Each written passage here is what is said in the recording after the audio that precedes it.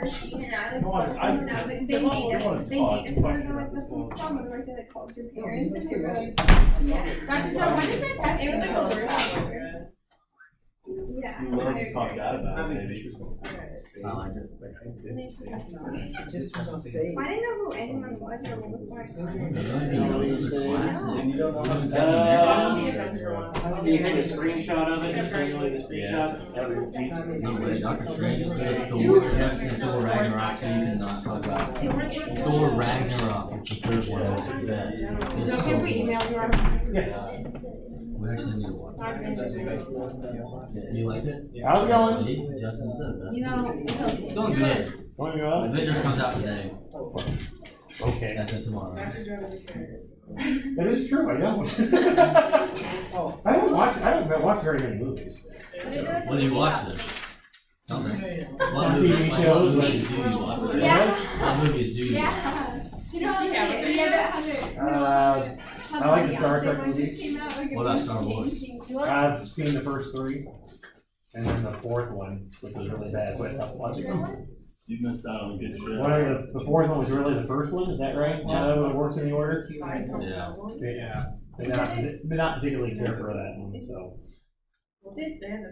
Die Hard movies, I like Die Hard movies. I've seen one of those, I think. Things that blow up. Like Fast and the Furious? I haven't seen any of those. James Bond? James Bond I like. Do you like the Daniel Craig ones though? I haven't seen any of What those. about The Truth About Love? This one guy from Melbourne. The pink movie?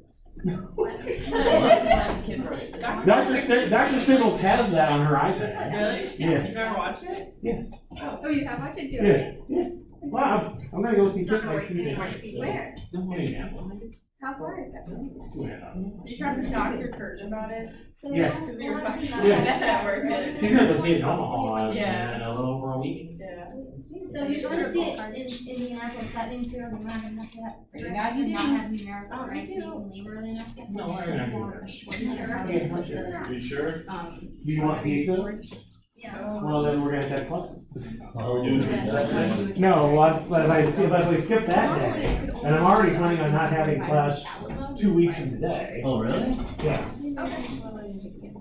that's the last Thursday. Okay. You don't want to see her in Milwaukee? Wait, that's only 2 weeks. Well, when I restart my computer. But it's. Oh, you're seeing her in Well, I also am seeing her in Lexington. That's another Yeah, that's one. after. Class that Thursday. But I'm also gonna give you your last day for time, so I'll probably give you a day off too. Oh, yeah, the one in Omaha is on the. 2 weeks from today.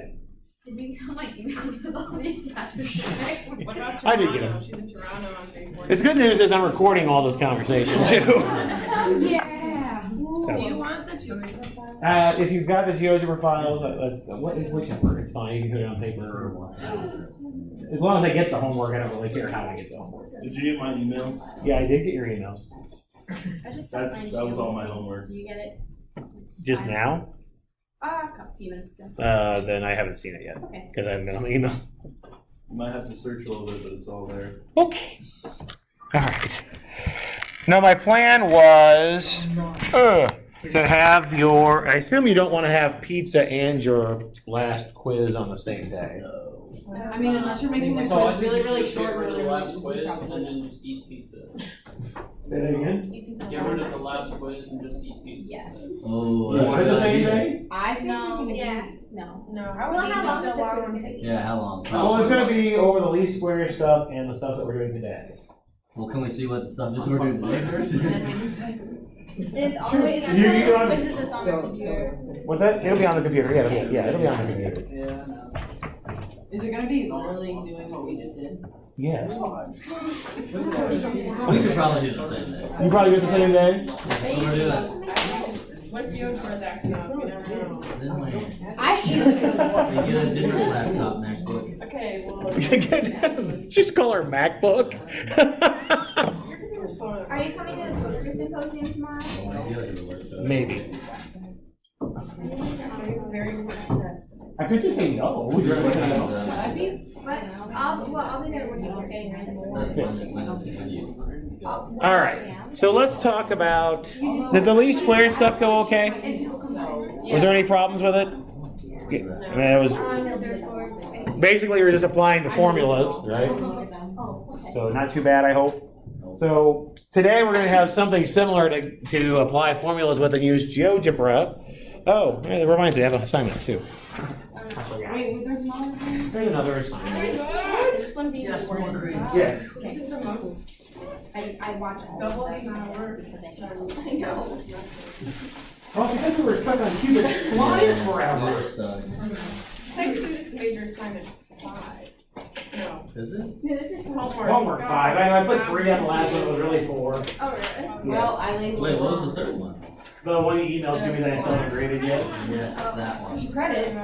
What? Oh, the one from like 2 weeks ago? Yes. I do remember That was that. like 5 weeks before. Are you using Excel today? We are not using Excel, we're using GeoGebra. Well, he said the last one. Oh, I just wanted to know which software. But like, I put 4. No one stole it, we just want you to. All right. So today we're going to talk about approximating functions with what are typically called trigonometric polynomials. So we'll talk about what we mean by that in a little bit, but we need a little bit of setup. So from linear algebra, you should remember the word basis. Yep. Right? I'm guessing you probably remember this stuff. So I've seen the word basis before. basis just means that it's a linearly independent spanning set for a vector space.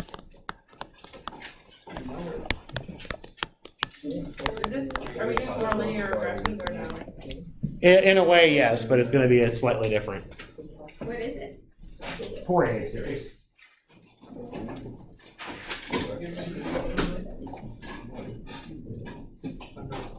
It's on the homework. Yeah, the word's on the homework, so. All right.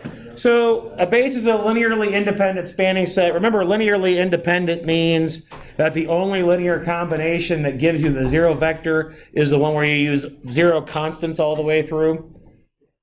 What that does is that means that every vector that it can be written as a linear combination can be written uniquely as a linear combination. There's only one way to write it. So that's what the linearly independent gives you. Span just means that everything in your vector space can be written as a linear combination of the vectors in your set. So when you put the linearly independent and span together, everything can be written uniquely as a linear combination of the things in your set. So that's what the different words mean. All right. So we're going to focus on a particular type of basis. First, to get that to where I need to go for a particular type of basis, we're going to go to one step in between. We're going to refer to it as an orthogonal basis. What this means is it's a basis in which the vectors in the basis are what we refer to as pairwise orthogonal.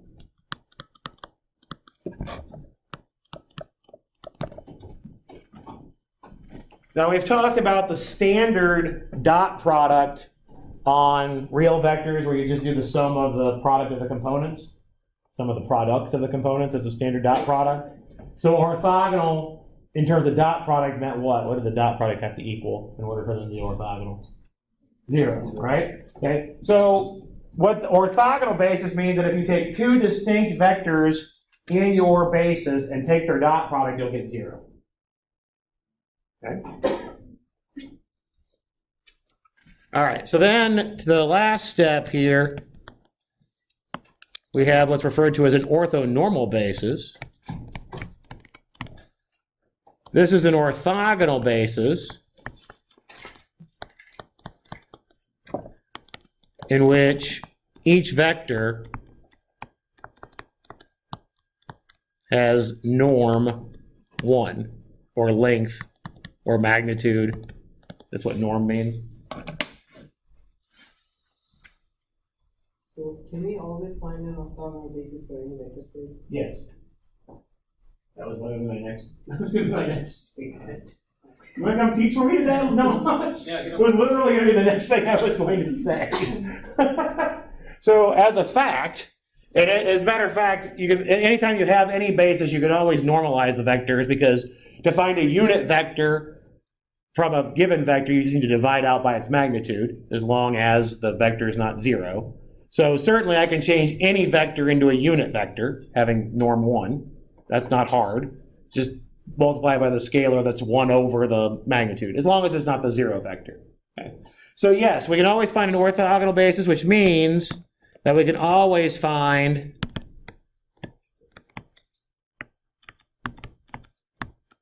every vector space has an orthonormal basis.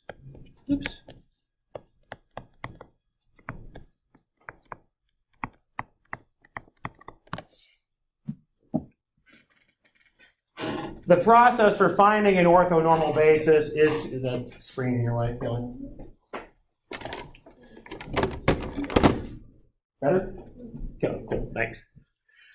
The process for finding an orthogonal basis is referred to as the Gram-Schmidt orthogonalization process. It's literally an algorithm to go through to find it, to change a given basis into an orthogonal one. And then again, to change vectors into unit vectors, you just have to divide by the lengths. So there is a process to go through to find orthonormal basis from a given vector space. So every vector space has a basis. That's actually a harder theorem, but once we have the basis, you can always convert it to an orthonormal one. Okay, so no matter what. So as an example, probably ones you're familiar with from Calc 3 or from physics, if you think about the vectors 1, 0, 0, 0, 1, 0, 0, 0, 1, this is an orthonormal basis for R3. As an example, it's not hard to check that each of those vectors has length 1, and they're mutually orthogonal. If I take the dot product of any two distinct ones, I get 0. And it definitely spans all of R3, because if I have a vector ABC, I just write it as A times I plus B times J plus C times K. So like I said, you've seen the vectors I, J, K in, say, Calc 3 or physics class. Yeah. If you haven't had Calc 3 or physics, you haven't seen them. So are these just like the standard? Yeah, there's just the standard basis vectors, yeah. Yeah, and you've seen them in linear as you call them the standard basis vectors. I just label them I, J, and K because you see them that way in Calc 3. And if you haven't had Calc 3, you will see it that way in Calc 3. But yeah, we refer to those as the standard basis vectors, and in general, the standard basis for Rn, you put a 1 in the first component, and then a bunch of zeros, a 1 in the second component, zeros everywhere else, and so on down the line gives you the standard basis. And the standard basis for Rn is an orthonormal basis. All right, why do we like orthonormal bases? Well, remember for basis, that means we can write each component, every vector in the vector space as a linear combination of the basis vectors. So let's suppose that the set B here, which I'll call B1, B2, out to Bn, is an orthonormal basis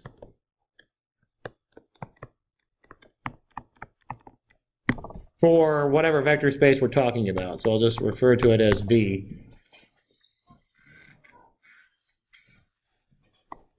And let's let little v be in capital V here. Then, since it's a basis, we know that little v is a linear combination of the basis vectors.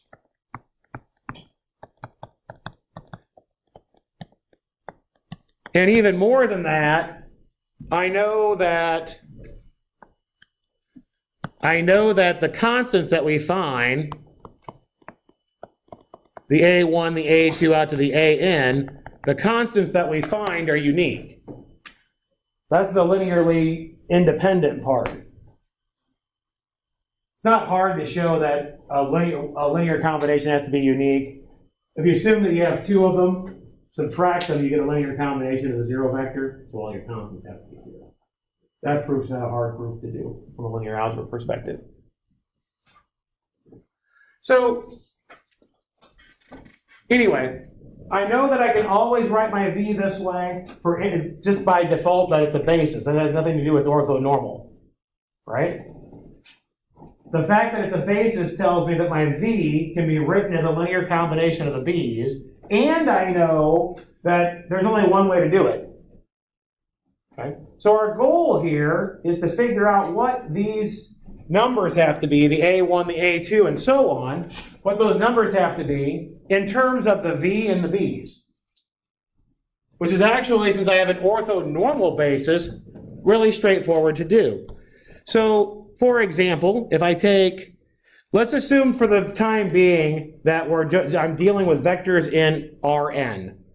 And I know the standard dot product. We'll abstract this in a minute for what we need to do for Fourier series. But let's just assume that we have the standard dot product and I'm doing vectors in Rn. Okay? If I take my v and I dot it with any bi,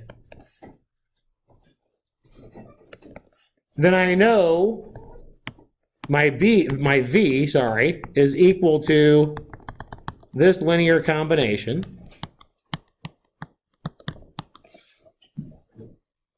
So I need to take that, dotted with the bi. And now dot product has some nice properties. If you've seen dot products before, you know the properties that they have that are nice, and we're going to revisit what those properties are in a minute. And it might take me a couple minutes before I get there, but we'll revisit them here in a little bit. But in general, if we like to think of dot product as a product, what do you think the product should do relative to the sum? It should distribute, right? And then I've got constants now. I should be able to pull those out as well, right, in front of each of the products. So this should get me to A1 and then B1 dotted with BI plus A2 times B2 dotted with BI. Somewhere in the middle, we should have an AI, BI dotted with itself. And then finally, AN, BN dotted with BI. That's just taking the BI, distributing it through the sum, and pulling out the constants in front of the dot product. For the standard dot product, it's not a hard thing to prove. If you're doing some other general dot product, you assume it is an axiom that it has to satisfy. Well, like I said, we're going to talk about those properties in a minute. But for any dot product, this type of scenario has to hold. We have to be able to distribute the dot product over addition, and we need to be able to pull out constants out of the dot product. All right, for each of these that's not the ith term, so the B1 dotted with BI, the B2 dotted with BI, all the way down to the BN dotted with BI, what do those dot products all have to equal if we have an orthonormal basis? They all have to be zero, right? Because they're pairwise orthogonal. If you take two distinct vectors in your basis, if it's orthogonal, when you dot product them, you have to get zero. Okay? So the only one that survives is the BI dotted with BI, right?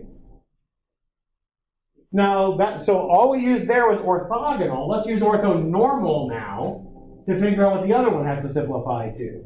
If the length is 1, if the norm is 1, what does BI dotted with itself have to equal? 1. It has to be 1. Because a way you can define length or magnitude is the square root of the dot product with itself. You can check that out, right? The length of, if you think about how you do length of a vector, you have x1, x2, x3, and so on. You square each component and add it together. That's the dot product with itself. Right? And then take the square root.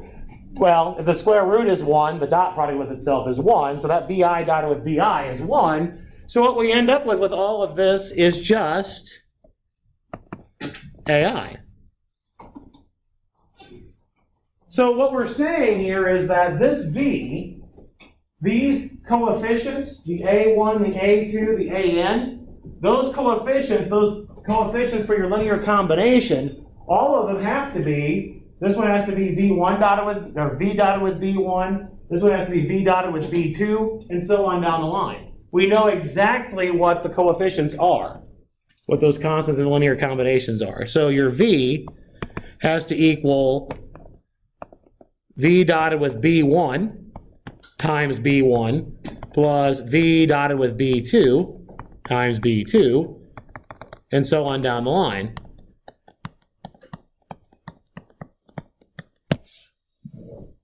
This is the 100% reason why we like orthonormal bases. Because we can determine what the coefficients, or said more linear algebraically, if that's a word, said in more linear algebra vernacular, those are the coordinates with respect to the bases. The coordinates with respect to the bases are the dot product of the vector with each of the bases vectors. Okay. So this is why we like orthonormal bases. Okay, so how does this tie in with what we're going to talk about today? All right, so this, no matter what your dot product is, I said imagine that it was for vectors in Rn. This holds because we know how our dot product behaves nicely with vectors, with respect to the sums and constant multiples. But in general, we can define dot product more generally in terms of properties that we want dot products to have. So we refer to these as inner product spaces.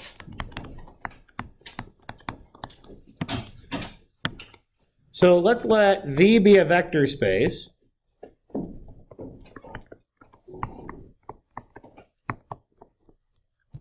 And let's let, this is going to look like a funky notation for a function, but this is the standard notation they use for inner product. So the function notation is two pointy brackets with a comma in the middle. It's a function of two vectors. So this is going to go from the Cartesian product of the vector space with itself to, for our purposes, it's going to be the real numbers, but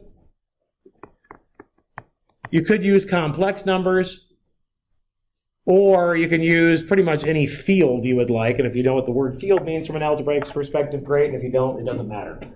For our purposes, we're going to be doing real numbers. Okay? But there are also complex vector spaces where your coefficients that you use for your scalars are complex numbers rather than real numbers. Those would be a complex vector space versus a real vector space. But it's the same kind of concept. But you can do it for any field. So is that, so the fact that it equals to a certain field is defined where we define the field of scalars, we define the vector space?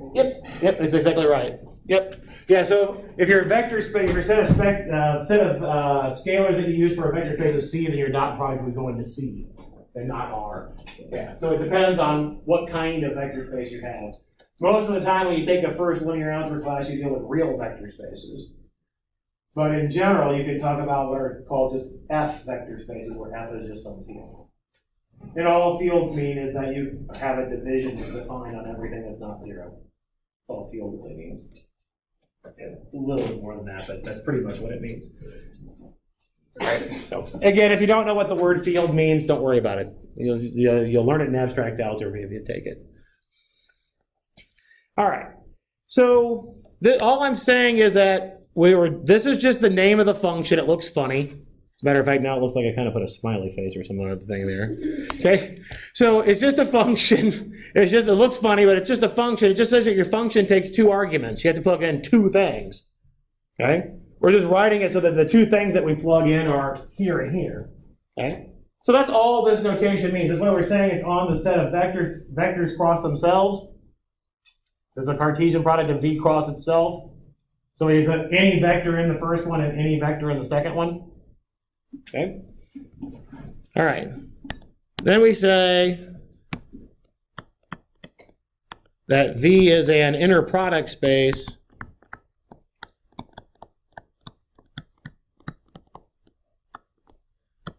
and this funky looking function is an inner product on V.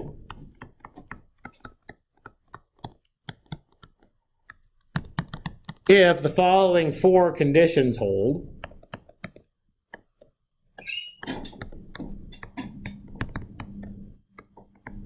The first one is that the dot product is, I'd like to say dot versus inner. The inner product is commutative. That's the first one. We want to be able to show that the order does not matter from when we take the dot product.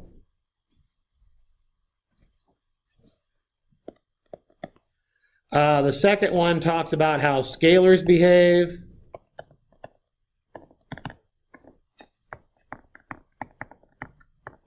I can pull scalars out.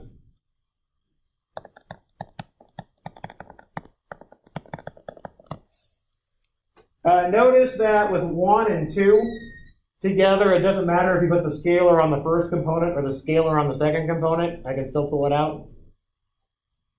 If it's on the second component, the first property says that you can flip it, flip the components, and then this property would say you can pull the scalar out and then you can flip it back. So 1 and 2 together says that the scalar can pull out of the first component or the second component. Okay. The third property is a distributive property. This says that v comma w plus x is equal to v comma w plus v comma x.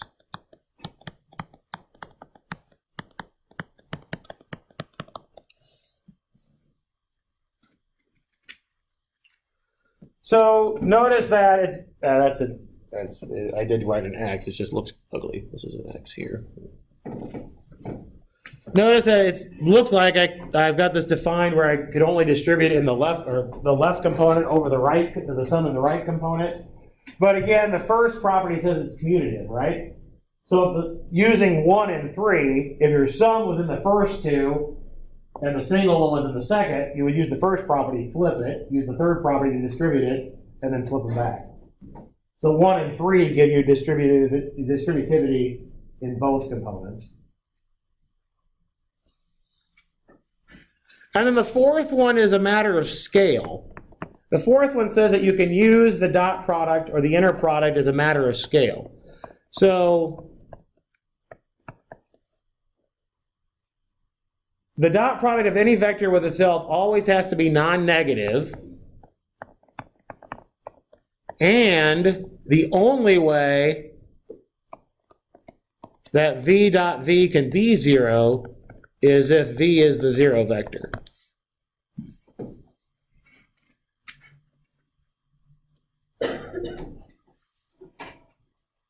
So that's our definition for an inner product space. That's a lot of words, I know. But notice that this is essentially the properties that your normal, standard, everyday dot product in Rn has. Right? Doesn't matter the order that you take the dot product in. You can pull the constant out of a dot product. You can distribute a dot product over a sum. And I can define length in terms of dot product. This is a length idea. Okay? So, in general, as a definition,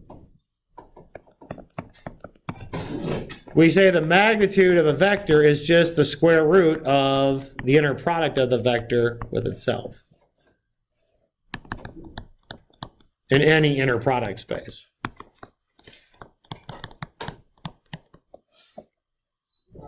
So we ever find a vector space that is not a vector space that is good? Yeah, you can. Yeah, there are vector spaces that aren't inner product spaces. Let me think. Well, you've got, for example, you've got some finite vector spaces that are just defined in terms. Is that what I want to say?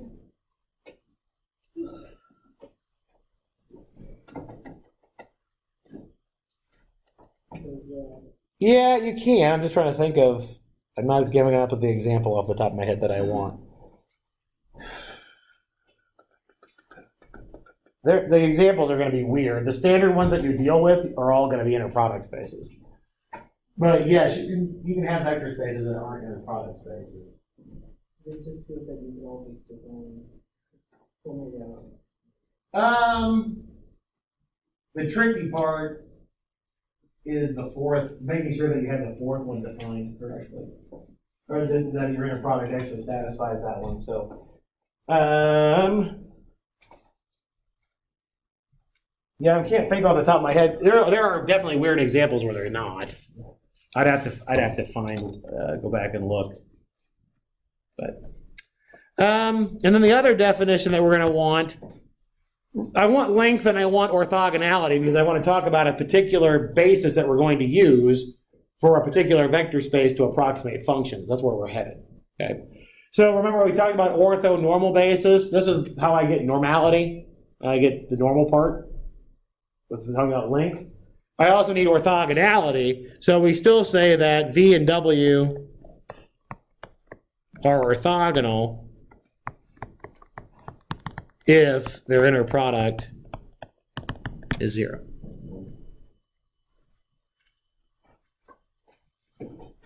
All right, so those are the properties that I want.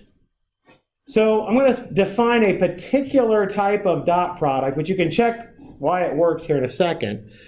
Well, we'll talk about why it works in a second, but you can check it on your own. So here's the function that we want. Let's let, or this vector space that we want, let's let V be the set of continuous functions on the interval from A to B. Or I could make this go from infinity to minus infinity to infinity. Or from what I'm going to do here in a minute, I could also do piecewise continuous functions where you have a finite number of discontinuities. I know that sounds weird, but we'll see why we want that in a minute. Well, this is just the set of continuous functions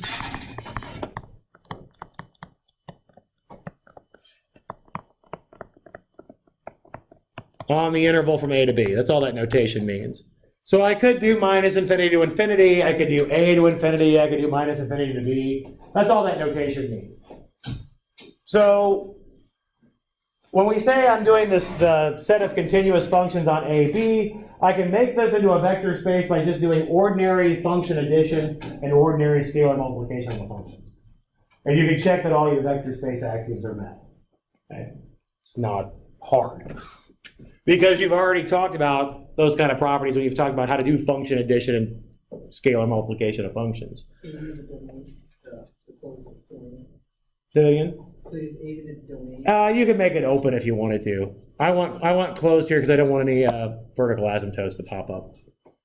Because what we're going to do here in a second, I don't want vertical asymptotes. Okay. So let's define. This is also why I need a finite number of discontinuities and I also need bounded functions with a finite number of discontinuities. That's why I'm just saying continuous here for the time being. So we're going to define the dot product of two functions as the integral from A to B of f of x, g of x, dx.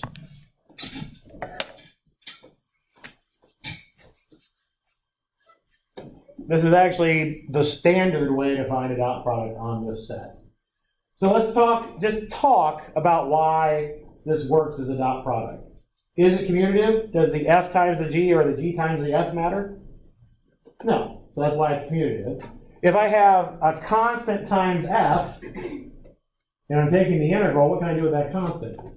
Throw it out in front, right? So that's why the second one holds. If I have f of x times a g plus, or I have an f times a g plus h, I can distribute the f and then break the integral into two pieces, right? So that's why 3 holds. We agree? Okay. So now let's think about why 4 holds. Dot product of function with itself has to be non-zero. Well, if I do f dotted with itself, I would get f squared inside, which means if that f squared never dips below the x-axis, so the integral can't be negative, right? If I do f squared, it's always above the x-axis. And the only way I can get 0 out is if the function stays on the x-axis the entire time. I have to be a little bit careful if I have just dots going off of it, but we're not going to make anything weird like that. So that's why this is a dot product on a continuous function.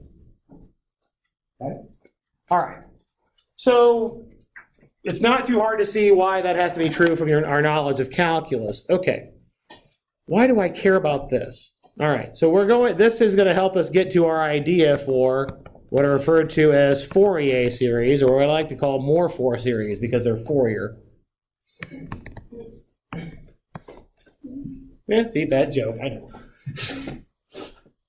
They're more Fourier series, they're Fourier. Fourier series? Sounds like a good senior project. I can make Fourier series. I like it. All right. Anyway, so let's talk about Fourier series. So as a subset of continuous functions on AB, we can do periodic functions on AB. So they repeat. Let's just say it has period from A to B, and then after that it repeats and repeats and repeats. Okay? So that's what we're going to do the Fourier series on for periodic functions. So let's say that f has a period of 2 pi.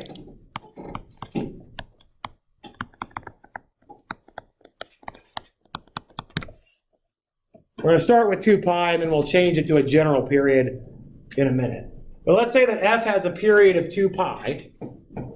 Then I know a bunch of functions that I can use that have a period that is 2 pi, or a multiple of the period gives me up to 2 pi. So as an example, let's consider the set, 1, that just is constant all the time. Let's do cosine x and sine x. Let's do cosine 2x, sine 2x. Let's do cosine 3x, sine 3x. And keep going. Cosine nx, sine nx, and so on.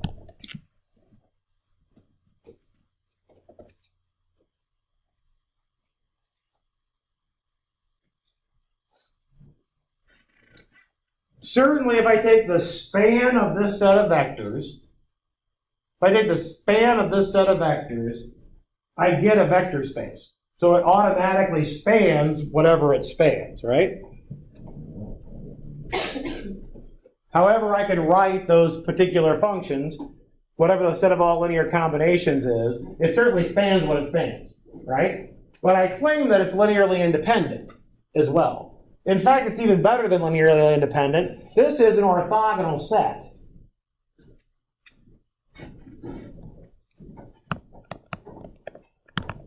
Let me give it a name. I'll call it B.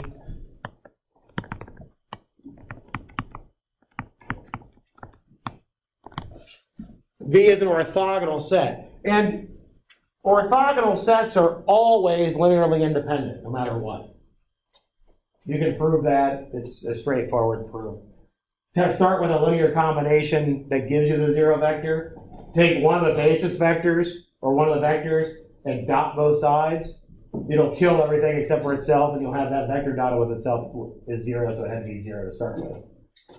So as long as you have an orthogonal set that the zero vector is not in, it has to be linearly independent. So it's an easy proof if you are familiar with dot products. And as my advisor used to say, any kindergartner who's had linear algebra could prove that theorem. So. He used to say that all the time. Any kindergartner had calculus knows. My advisor was weird. And had no tact, but that's a different story. No tact. No hats?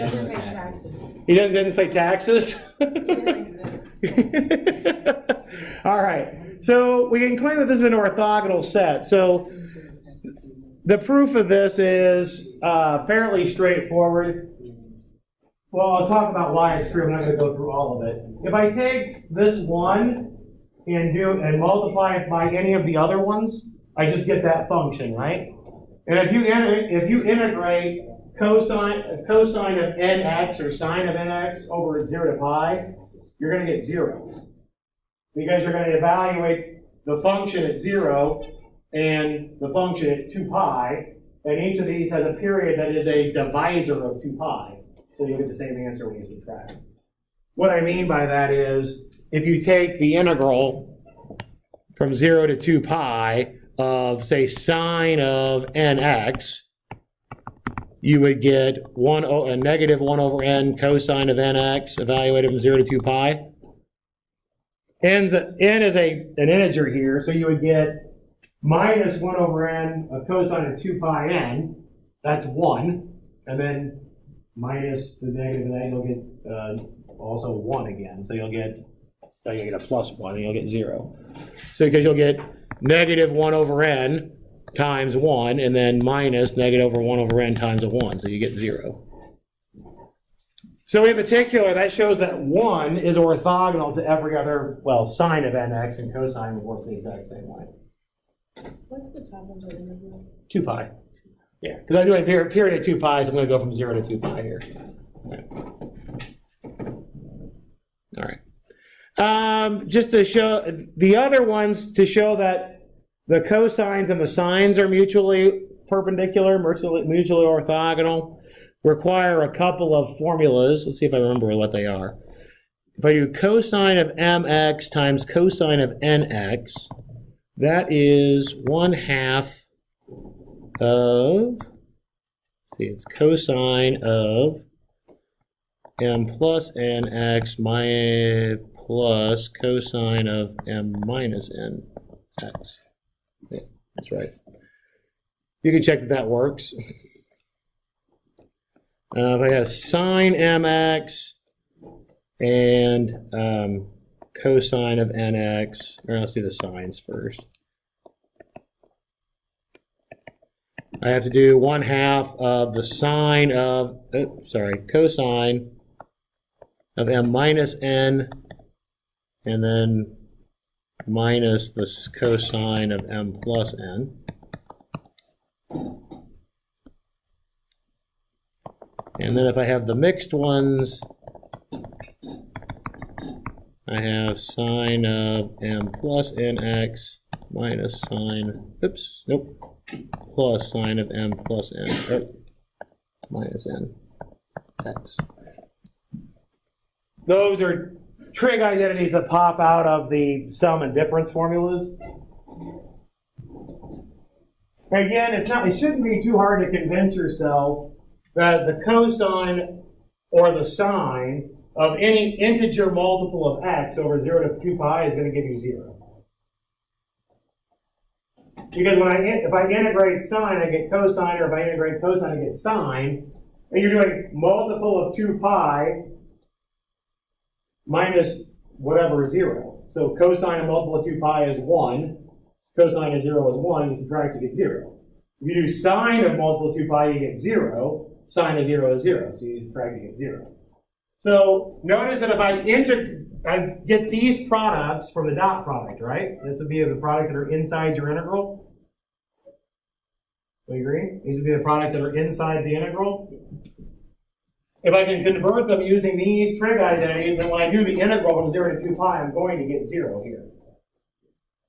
Okay. So on the interval from 0 to 2 pi, these are all mutually orthogonal. So what I need to check is what their norms are with respect to the dot product. So that's not hard to do either. If I do the integral from 0 to 2 pi of 1, what do I get? 2 pi, right? Right? Okay. If you do the integral from 0 to 2 pi of 1 of the cosine of n, cosine squared of nx, you're going to get pi. The reason why you get pi is you use your double angle formula for this, or your half angle formula for this, whichever way you want to call it. This is 1 plus cosine of 2nx all over 2. Remember doing those in Calc 2? Yeah. Slightly. Okay. Notice again when you integrate this part that you're going to get 0 from 0 to 2 pi. So you're integrating 1/2 from 0 to 2 pi, you get pi. And then likewise, if you do the integral from 0 to 2 pi of sine squared, you'll also get pi. Oops, forgot my dx. So the norms of each of these will be square root of those various ones. So square root of 2 pi for the first one, square root of pi for the other two. That will be the norms. We'll have to divide by those. Okay? So what that tells us is that, that if I use the set 1 over root 2 pi, and then 1 over root pi cosine x, 1 over root pi sine x, and so on. This is an orthonormal set.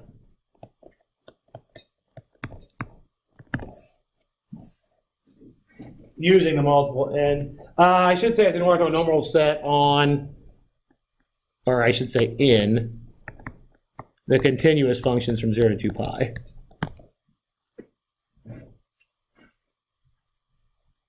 One thing I want you to notice is that the 2 pi is the period, and the pi is half the period.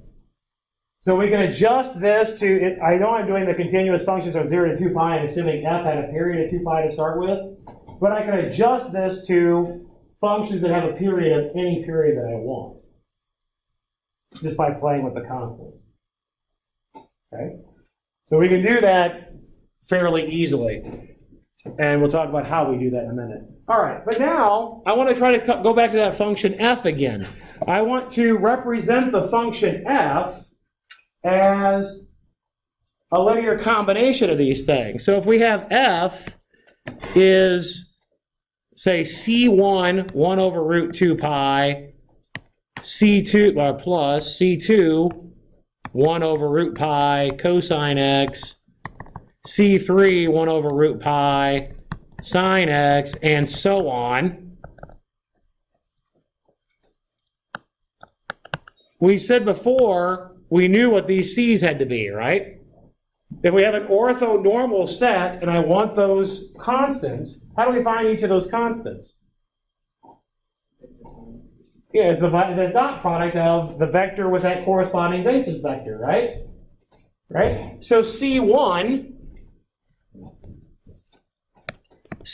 here will be the inner product of f with 1 over root 2 pi.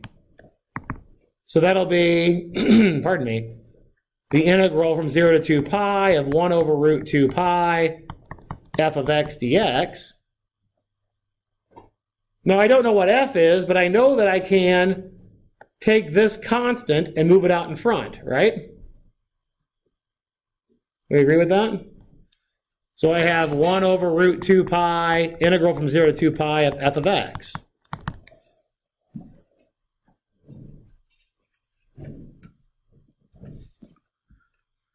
Your C2 will be your dot product of f with 1 over root pi cosine x. I can pull the 1 over root pi out in front, and that'll be the integral from 0 to 2 pi of f of x cosine x dx. Right? And your C3 will look similar, just with the sign instead. By the way, once I get past this C3, are they really going to look any different? What's the only thing that's going to look different? It's going to be the coefficient that's inside the sine and the cosine, right? That's the only thing that's going to look different, right? We agree? Okay. So let's look back up here. Notice that the C1, for example, has a 1 over 2 pi in front of it, square root of 2 pi, but notice you're also going to multiply it by 1 over square root of 2 pi, right?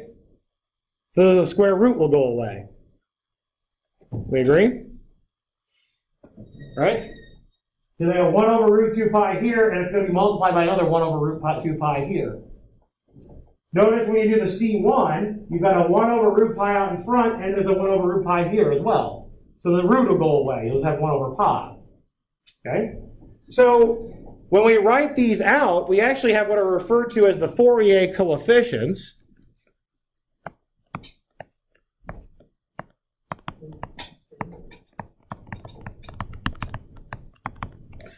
So your f will be, we typically write it as 1 over 2 a naught, and then plus a1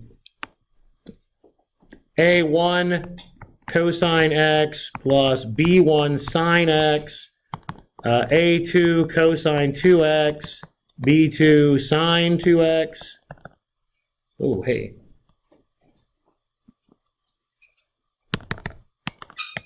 And then you'll have an cosine nx, bn sine nx,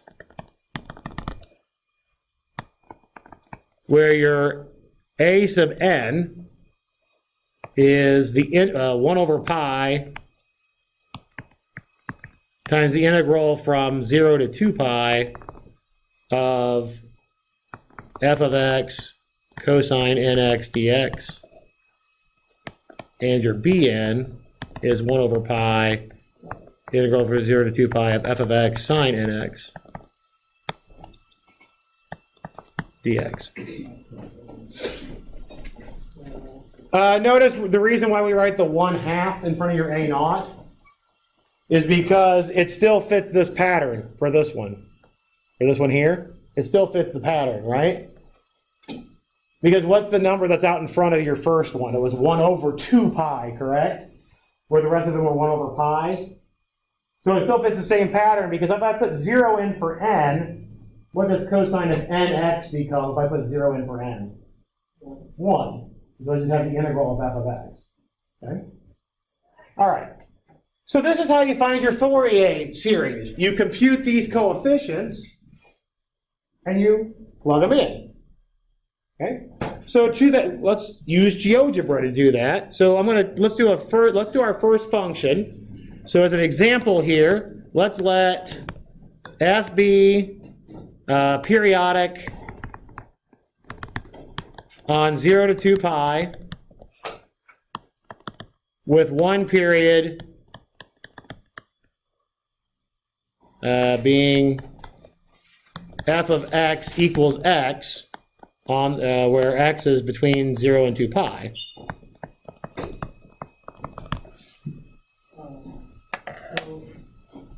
So could you tell me how to say if I want to increase the say I want to go from 0 to say 4 pi? For your periodic, it has period 4 pi? Yeah. Yeah, I'm going to do that in a minute. Let me do this example first, and then I'm going to do it. Then I'll do it in general. I'm going to do it generally so you can do any period. And start with any starting point. So it doesn't have to start at 0. I'm going to let you shift it left or right and do whatever period you want. Isn't this insane? We could use that. We could send an Oh, sure, yeah. So this is what we're going to do here. I mean, as long as you have to have a finite number of discontinuities, finite number of bounded discontinuities. You can't do any asymptotic ones. Because cosine and sine don't have any asymptotes. And you'll see why you don't want asymptotes, because you'll already see some issues around boundaries. So what this particular function looks like is a bunch of line segments like this. So here's 2 pi, here's 2 pi, this would be 4 pi, this would be 6 pi. It would keep going on forever like this. Okay? I missed my 4 pi should be there. That's better. Okay. It's not a tech mark. All right, so let's go over to GeoGebra here.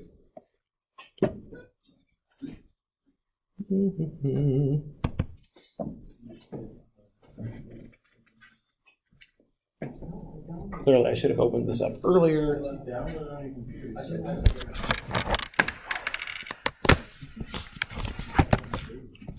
Okay, come on. Let's go.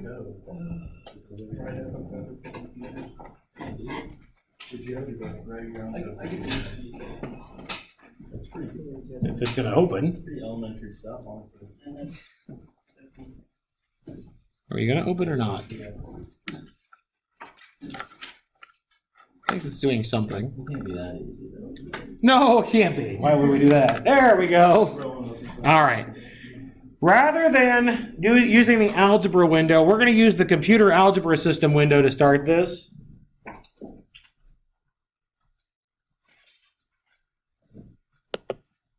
All right, so click the CAS as the computer algebra system, because I want to have this, I want to do this with the n undetermined to start with, so that we actually see what the coefficients are. It's also going to help you with the second couple of problems on the homework. So let's do, remember to get our Fourier coefficients, we need to do the integral of the function by itself for the first one, and then we have to do the function times cosine of nx and the function times sine of nx, right? So I can do integral. So this one. Okay, I want to put in the start and the end value. I want to do a definite integral. Okay, so just scroll down to the third one, hit enter. The function that we want to do is, this is f of x equals x, right? So I want to do x times cosine of n times x. And I want to start it at 0, and I want to end it at 2 times pi.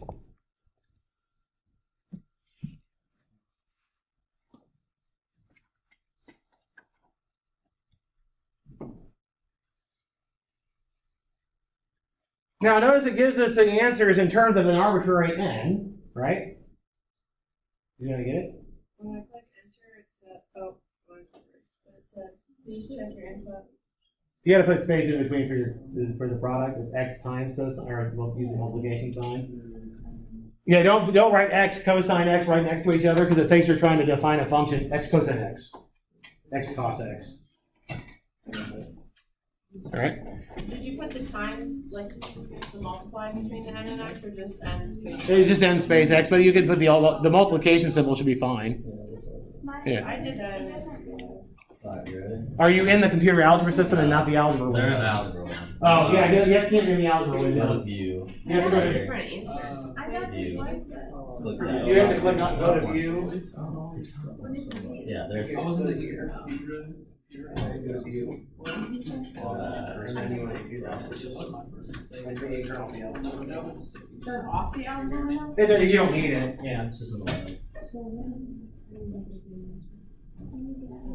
You put 2 and 5, 0 up to 2 pi. Yeah, that's right. Yeah, turn off the algebra window so you don't confuse the two. You want to be in the computer algebra system window. 0 to 2 pi? 0 to 2 pi, yes. Yeah, you put 0 between the comma between the 0 and the 2 pi. Please check your 0, So, comma. Dr. Joe, why are we doing it? Why did we add cosine of n? Because we're computing those a coefficients. Okay. So this is the a coefficient? These are the a n coefficients, yes. Yes. It doesn't like me. I hate you.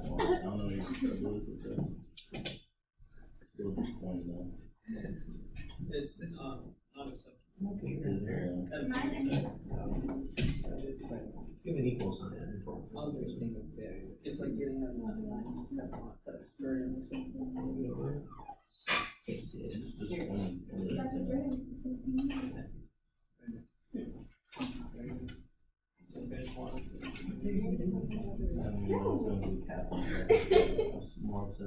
Yeah, you did.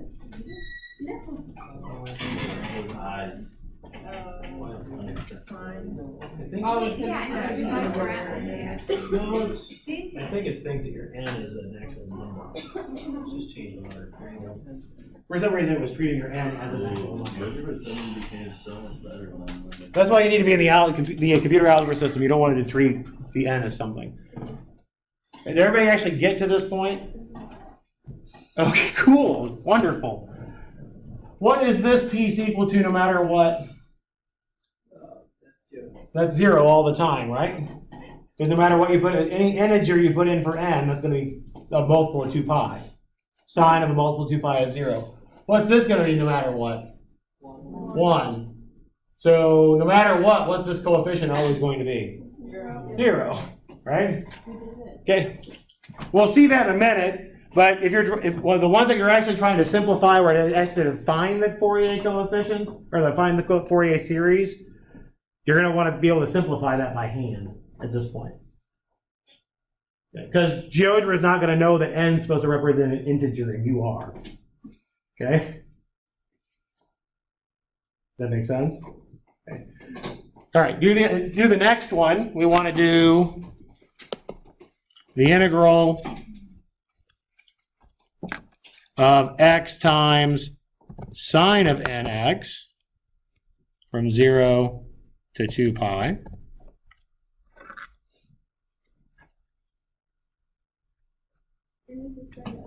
This is for the b's, yep. The only a we haven't computed yet is the first one. We haven't computed a0 yet. Okay, but we do know that a1 and on is 0, no matter what. Like I said, we'll see an example. We'll see that in a second. But this is a1 and so on. This is b1 and so on. Again, if you're going to simplify this by hand, this second term is always 0. This is always 1. So you're going to get negative 2 over n, right? So if you were to write out this Fourier series, you would have negative 2 times sine of x, and then minus 1 sine of 2x, because it was negative 2 over n, right? So you'd have minus 1 over 1 times sine of 2x, and you'd have minus 2/3 sine of 3x, and so on. I'm going to show you how you get it here in a second on GeoGebra, so I don't have to write it. The pi go? Oh, it should be 2. Yeah, it should be a pi in there. Sorry, I forgot about the pi part. All right. So we also still need to get you're getting pizza. I just want to get to the 15. Where are we at? Who knows? Probably 50 at this point. All right. So what was I doing? I still need the a0 piece, right? So we still need to do the integral of just the x piece from, oops, I did that wrong again. Of just the x piece from 0 to 2 pi. Not that that was going to be hard to do, but I'll let GeoGebra do it. Get 2 pi squared. Yes. So why does the first one not calculate the a0? Because your n is 0 in that case, and it has a 0 in the denominator. That's why it didn't work. All right, so now we want the function. So I'm going to type in f of x, and then in the computer algebra system window, if you're going to define a function, you have to use colon equals rather than just equals. All right. I want to get a piece of this series. So I'm going to do the first one is that's my a. Well, it's the integral of f. I didn't do the a0, right? The integral for a0 is actually what? What's the coefficient? It's the integral times 1 over pi, right? So the a0 should really be 2 pi, and then it's a half of that. So it'll be pi. And then plus, I'm going to do the sum. And I want to scroll down to this expression, variable, start value, end value. And hit enter. All right. These are these aren't quite the A's. These aren't quite the B's. Remember, we have to multiply by 1 over pi to get the A's and the B's. So I'm going to do 1 over pi, type it in, 1 over pi, and then times. I want to take that first expression, I can just refer to it as number 1, and I'm going to multiply that by cosine of nx. right? Because that's my, well, besides the 1 over pi, that's my coefficient on each of the cosines, right? That was how we got it. We integrated x times cosine of nx. Those are our coefficients, right? And then plus, so get out of the cosine, I want to do plus number 2 times the sine of nx.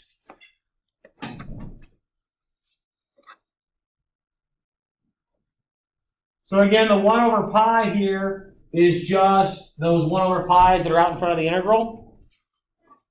And then the integral we computed is the coefficients on the cosines and the sines that we want. Yes? That's just like a number. This is a number symbol. Yes, this number. I'm just referring to where the expression is by line number. It's up in number 1. Okay. So that's why I'm just using number 1. I can refer to the expression by line number. So wherever that happens to be. The variable that I want to do the sum with is n. I want to start it at 1, and let's just get 10 terms. This will give me the first 10 terms of the Fourier series. There we go.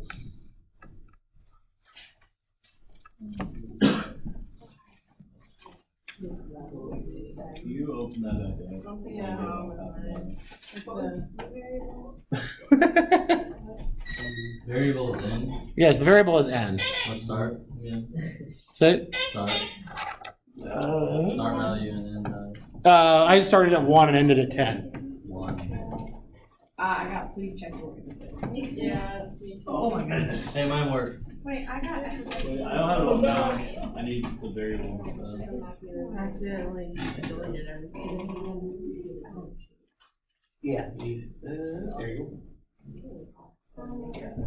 What go. Check your input. you said Twitter I typed That's the pretty blue. What the? I would just delete that. Hit the trash can. Oh, what was the What was yours? comma n, comma 1, comma 10 is f of x.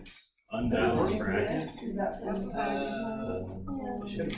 Hold on, I think I know how to fix Well, it. it's not going to like it after you named it, so you're going to have to use the coefficient. Yeah.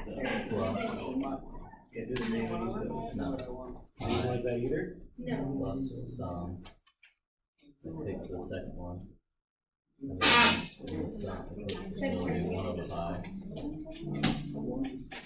And then click out of that and then put parentheses, hit. That should work. I don't know why it doesn't. Yeah, take it long and see if it does it. Yeah, it was number 1, number 2.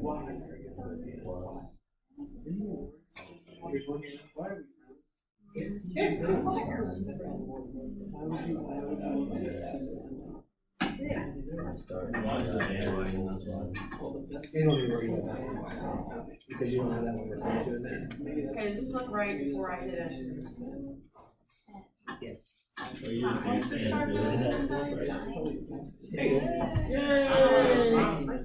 The second time you haven't. Try not to make Try them to all. Start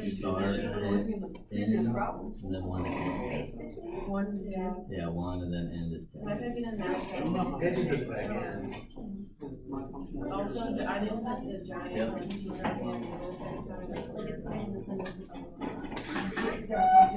Thanks so much, Sydney. Okay. That's just weird. Did yours not work either? Mine's not working either. For heaven's sake. Hey, mine works. What is it? What was it? I got it. What do you guys? Is it 1 over pi times number 1? Yeah, 1 over pi times number 1. What is expression? Did it put it in there? Or did you- No, 1 Expression. over pi. I put it in there because I pressed enter and it checked the bracket. So and I had an extra bracket.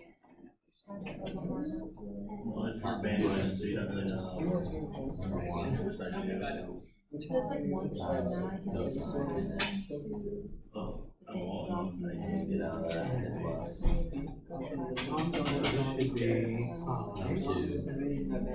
Oh, are you pro 19? You would be pro 19.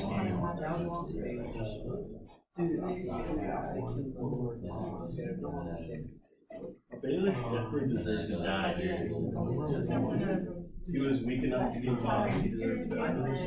Because the big Princey is outside.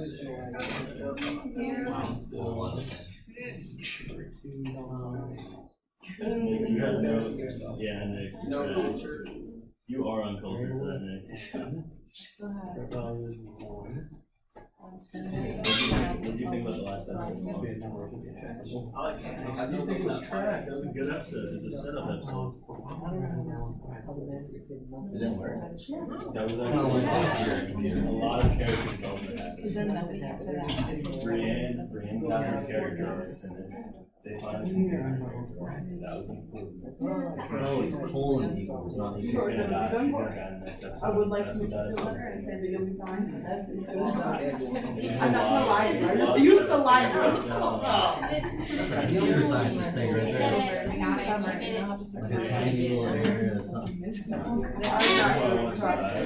saying that computer I'm science proud of you. is I like had that. Yeah, like when you use an instant S and the Dr. Rob said, Oh, yeah.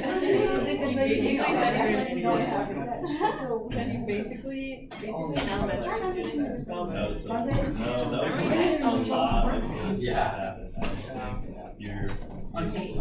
Yeah, you are on this for that. It was a really good episode. The good news is my mistake taught me how to spell shot. So now I put a U in No, because he knows. CHAULK, and then I looked at it, I was like, what?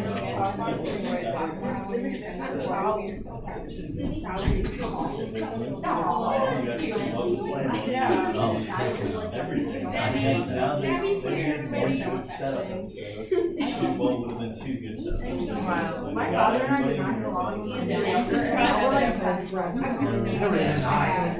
dad doesn't. That's I got it, Dr. Joe. Yeah, Well, okay. the height of the height is different. I think it's because I'm using the web app. It goes up to 14 instead of 6.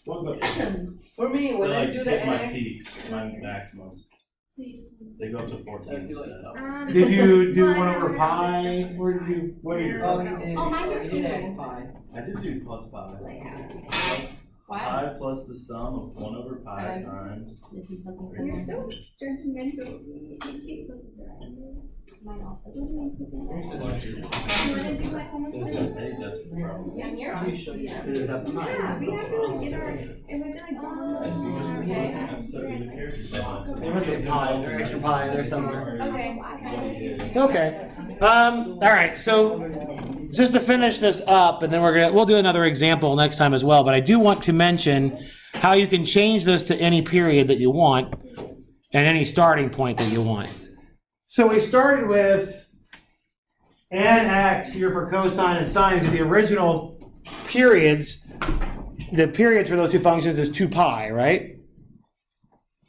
And I said, notice again that this coefficient that we have here is essentially 1 over half the period, right? Right? So if your period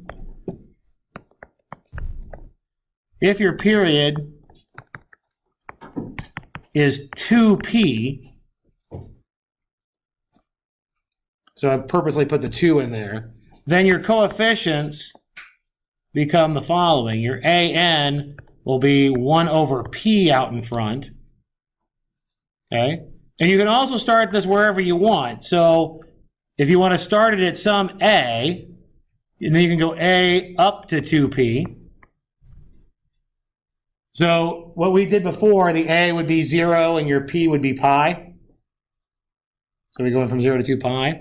And then you'll have f of x times the cosine of, I've got to change this from a period of 2 pi to a period of 2p. Remember, the period is 2 pi over the coefficient on the x. Right? Remember how to do that? If you have cosine of bx, then the period is 2 pi over b. That's how we change the period, right? Okay. If I want to make this equal to 2p instead, what does the b have to be?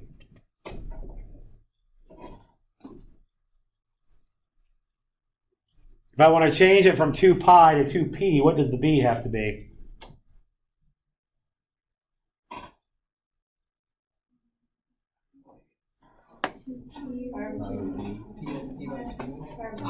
Pi over p, right? All right, so that b has to be pi over p, whatever the p is. So it's half the coefficient. So this will be, you'll have nx, but you'll have to multiply on the inside by the pi over p dx. And then the same thing for your bn.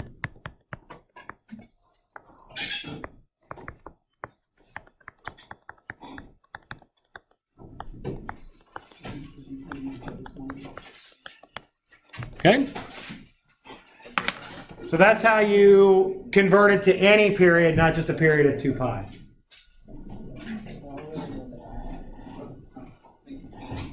Right. Like I said, we'll do another example this next time, but if you want to get to work on it early and see what these things do, you can.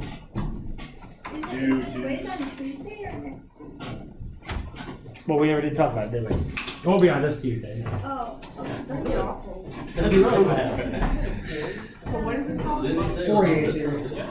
F-O-U-R-I-E-R. What day, where are you going? Let me turn on the light. Let me first turn on the light. Let me turn on the light and get my glasses, and that'll. You're an awful big hurry, Nick. Can I go if you want? Yep.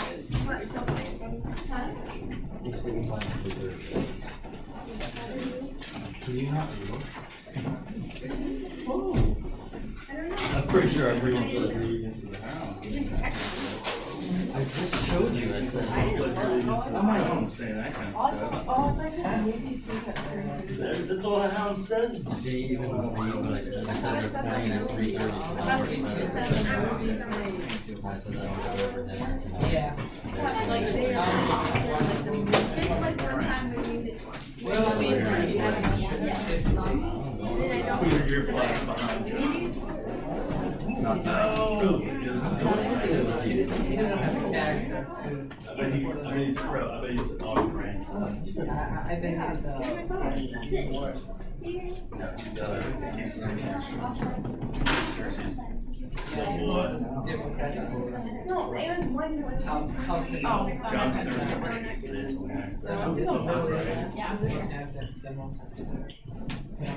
A girl on my team, Brittany, I was like, oh, like, for all her warm up, she was like sitting there. In the last episode, I'm calling it. So she's going to drink poison. That's all I'm going to say. Professor, I'll be at your event center. There we go. There it is. Yep. Yeah, it was just in parentheses as well. That's exactly what it should look like. I didn't figure out that there was a shortcut to the on-screen keyboard until last night. Oh. I was doing homework. So Dr. Jill, Yeah. so like the other ones, we made these graphs like to go through like certain points or to like what was this? Like why were we? So instead of trying to go through certain points, we're trying to approximate functions rather than approximate points. Okay. So instead of being given a set of points and trying to make a function get really, really close to a set of points, we're given a whole function and trying to make a particular function get really, really close to the other function. Okay. That's the idea. Sounds good. Yeah. Thank you. Hello. Sandra, will you be here today? Are you leaving soon? I'll be here for a little bit.